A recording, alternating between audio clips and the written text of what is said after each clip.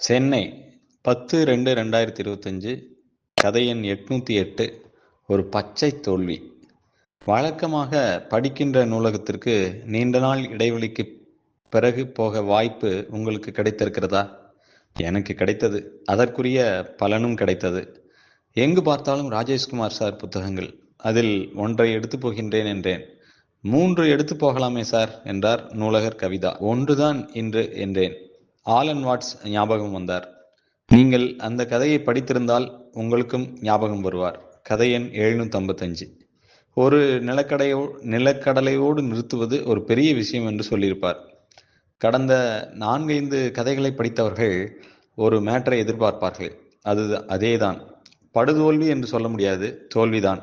வனத்தி எங்களை பொசுக்கிவிட்டது. பழி வாங்க வேண்டுமென்றால் ஃபைனல் போக வேண்டும் என்றான் சூப்பர் ஸ்டார் அஜித். எவ்வளவோ வாய்ப்புகள் கிடைத்தன, அதிர்ஷ்டம் போதவில்லை. நாங்கள் விட்ட 2வது கோல் ஒரு சிறிய தவறால் நிகழ்ந்தது. எப்படியும் வெற்றியும் தோல்வியும் சமந்தான். புவன் கோவைக்கு முக்கிய வேலையாக போவதால் இனி ஆடமாட்டார். ஒரு பச்சை நிற எச்சரிக்கை என்பது நாவல் என்று நினைத்து நான் எடுத்து வந்த சிறுகதைகள் தலைப்பு. ஆமாம், பச்சை நிற வன அணிதான் எங்களுக்கு எச்சரிக்கை கொடுத்திருக்கிறது. இணைப்பு கதை 806-809.